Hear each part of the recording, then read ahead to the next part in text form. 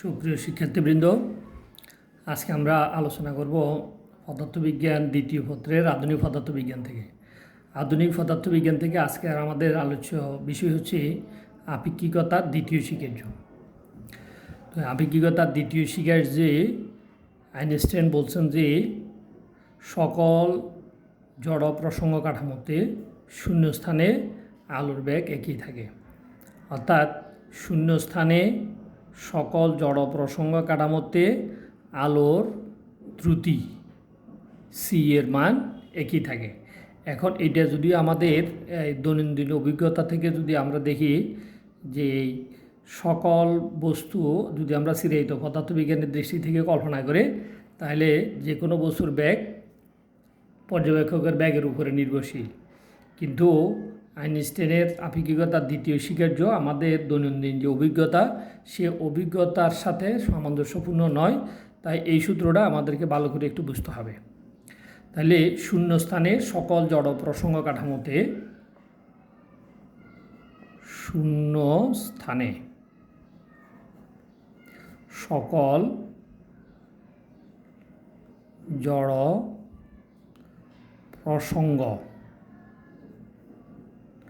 প্রসঙ্গ কাঠামোতে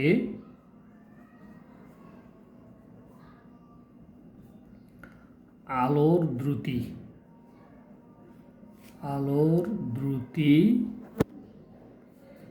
সি এর মান একই থাকে। এটি হচ্ছে আইনস্টাইনের আপেক্ষিকতার দ্বিতীয় স্বীকার্য। এই স্বীকার্যকে আমরা বলি আলোর বেগের ধ্রুবতা নীতি।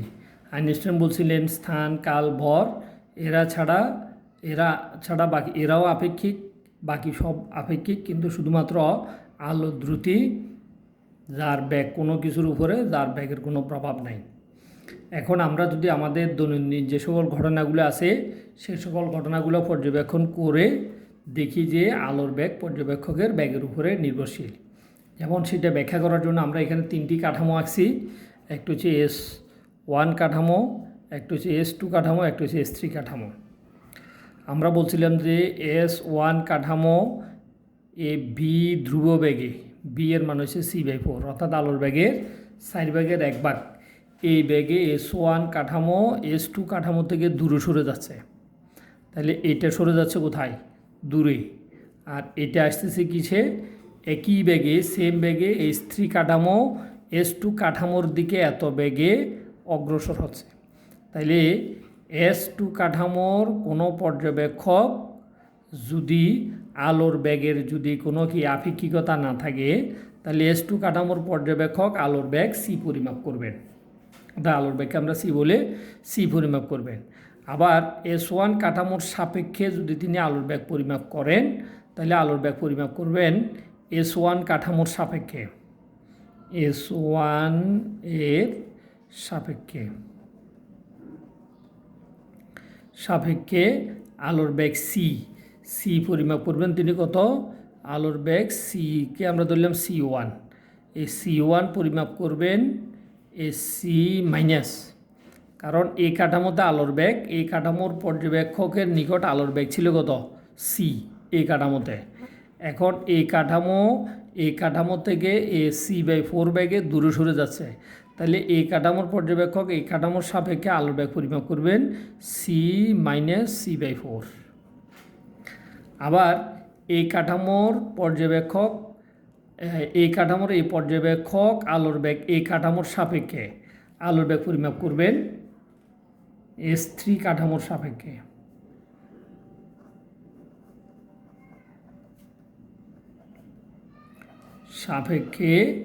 আলোর ব্যাগ C2 ধরলাম। C2 সমান তিনি পরিমাপ করবেন C প্লাস C/4। তাহলে এখন এখান থেকে আমরা যেটা দেখি সেটা হচ্ছে আলোর ব্যাগ পর্যবেক্ষকের ব্যাগের উপরে নির্ভরশীল। দেখো, পর্যবেক্ষক যখন কাছে আসছে, এই কাঠামোর পর্যবেক্ষক আলোর ব্যাগ পরিমাপ করলেন C প্লাস C/4। আবার এই কাঠামো যখন তার থেকে দূরে সরে গেছে C/4 ব্যাগে, তখন তিনি আলোর ব্যাগ পরিমাপ করলেন C মাইনাস C/4। তাহলে এখানে C মাইনাস C/4 আর এখানে C প্লাস C/4, এই দুইটা মান এই C থেকে ভিন্ন। তার মানে এখান থেকে আমরা বুঝতে পারি যে আলোর বেগ পর্যবেক্ষকের বেগের উপরে নির্ভরশীল। যদি আমরা এগুলোকে সিরিয়ায়িত পদার্থবিজ্ঞানের ধারণা বা চিন্তা বা কল্পনা অনুসারে যদি আমরা করি। কিন্তু আইনস্টাইন বলছিলেন শূন্যস্থানে সকল জড় কাঠামোতে আলোর দ্রুতি সি এর মান একই থাকে, অর্থাৎ আলোর দ্রুতির মানের পরিবর্তন হয় না। কিন্তু আমরা যদি এখানে পরিবর্তনটা দেখতেছি, তার মানে এটা আমাদের দৈনন্দিন অভিজ্ঞতা থেকে একটু ভিন্ন বলে এটা আমাদের কাছে এরকমই মনে হয়। কিন্তু আইনস্টাইন তিনি জোর দিয়ে বলছেন যে আলোর বেগ ধ্রুবক। তখন এই সমীকরণ, এই দুইটা সমীকরণ আমরা এখান থেকে C1 C2 নির্ণয় করছি। এই দুইটা সমীকরণ নির্ণয় করছি আমরা গ্যালিলিও রূপান্তরের কিছু সমীকরণ আছে, গ্যালিলিও রূপান্তরের সমীকরণ অনুসারে এটা আমরা রূপান্তর করছি।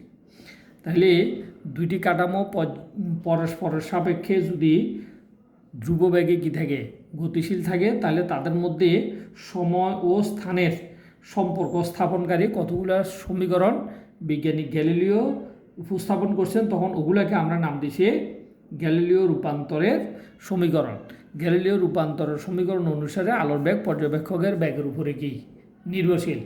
কিন্তু আইনস্টাইনের ধারণা আলোর বেগ ধ্রুবক। এখন আমরা সেই ধ্রুবতাকে তখন আইনস্টাইন বলছেন যে যেহেতু গ্যালিলিও রূপান্তরের সমীকরণ আলোর বেগের ধ্রুবতার নীতিকে সমর্থন করে না, তখন তিনি ধারণা দিলেন যে এমন রূপান্তরের সমীকরণ প্রয়োজন হবে যে রূপান্তরের সমীকরণগুলো আইনস্টাইনের আপেক্ষিকতার দ্বিতীয় স্বীকার্যকে সমর্থন করবে, আবার শর্ত সাপেক্ষে গ্যালিলিও রূপান্তর কাঠামোতেও উপনীত হবে।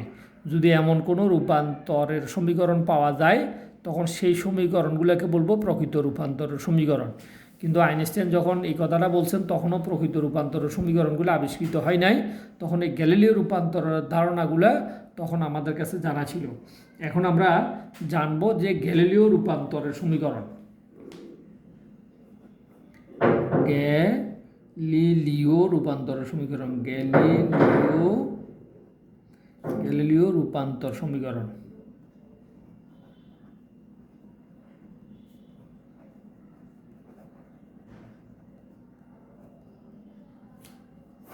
তাহলে এই গ্যালিলিও রূপান্তর সমীকরণগুলোকে বোঝানোর জন্য আমাদেরকে আবারও এরকম দুটা কাঠামো লাগবে।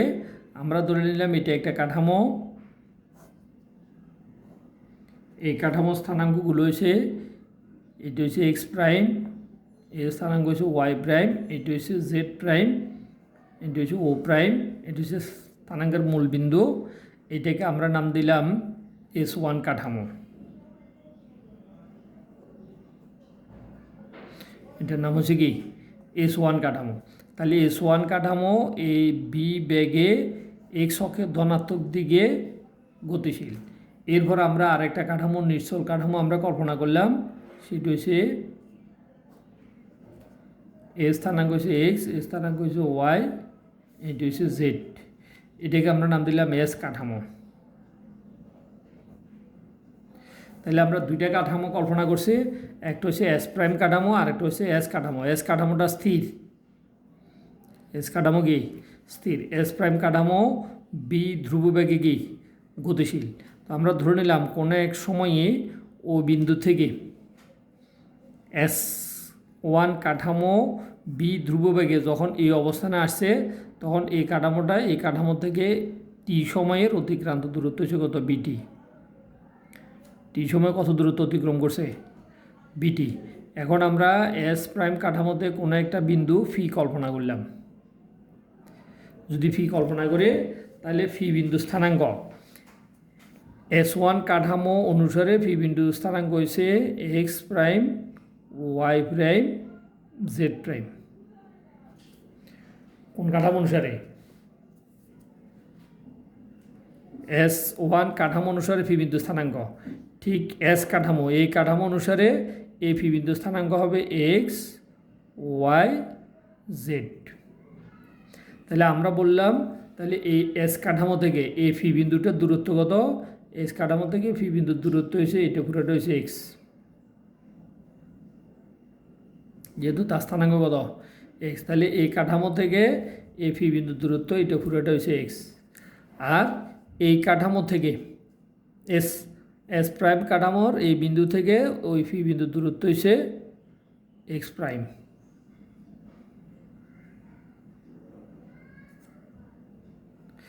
তাহলে এখন বিজ্ঞানী গ্যালিলিও চিরায়িত পদার্থবিজ্ঞানে যে সমীকরণগুলো পরস্পরের সাপেক্ষে ধ্রুববেগে গতিশীল এমন দুটি সমীকরণ সম্পর্ক স্থাপনকারী সমীকরণগুলোকে আমরা নাম দিচ্ছি গ্যালিলিও রূপান্তরের সমীকরণ। তো গ্যালিলিও রূপান্তরের সমীকরণ অনুসারে আমরা গতিশীল এবং নিশ্চল দুইটা কাঠামোর সম্পর্ক স্থাপনকারী দুইটি কাঠামো এস এবং এস প্রাইম কাঠামো, তাহলে এস প্রাইম কাঠামোটা বা S1 কাঠামোটা বি ধ্রুববেগে গতিশীল, তাহলে বি ধ্রুববেগে গতিশীল হলে ওই কাঠামোটা এই কাঠামো থেকে বিটি দূরত্ব গিয়ে সরে যাবে টি সময়ে। তাহলে আমরা বলতে পারি এক্স এর মান কত হবে, তাহলে এক্স সমান হবে দুই কাঠামোর সম্পর্ক স্থাপনকারী সমীকরণ হচ্ছে এক্স সমান এক্স প্রাইম প্লাস বিটি। দেখো এইটার এখান থেকে দূরত্ব হচ্ছে বিটি আর এখানে দূরত্ব হচ্ছে এক্স প্রাইম, তাহলে এক্স প্রাইম সমান বিটি। তাহলে এখান থেকে যদি আমরা বলি গতিশীল কাঠামো স্থানাঙ্ক এক্স প্রাইম, তাহলে এক্স প্রাইম সমান হচ্ছে এক্স মাইনাস বিটি।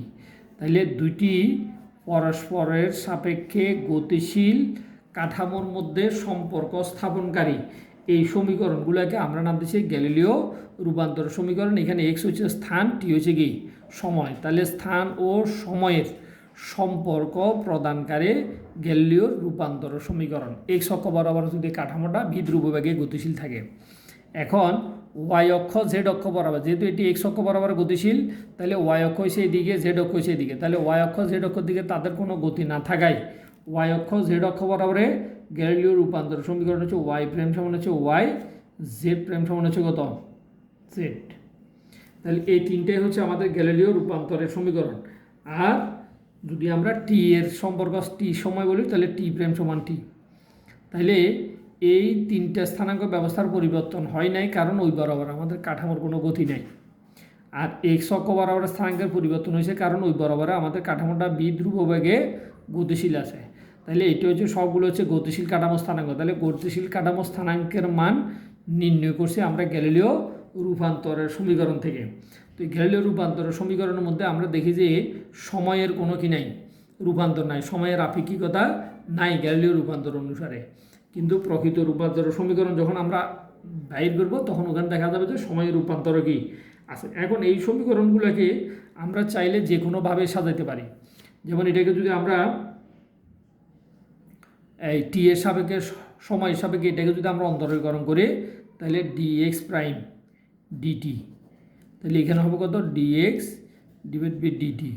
এখানে হবে টি এর সাপেক্ষে অন্তরীকরণ করলে এখানে আমরা পাবো ভি, এই সমীকরণটাকে 1 নং সমীকরণটাকে। তাহলে দেখো এই সমীকরণটাকে আমরা তাহলে লিখতে পারতেছি কি B x prime, B x prime সমান এখানে হচ্ছে কত বি এক্স মাইনাস বি, তার মানে এক্স অক্ষ বরাবর এটি হচ্ছে বেগের রূপান্তর।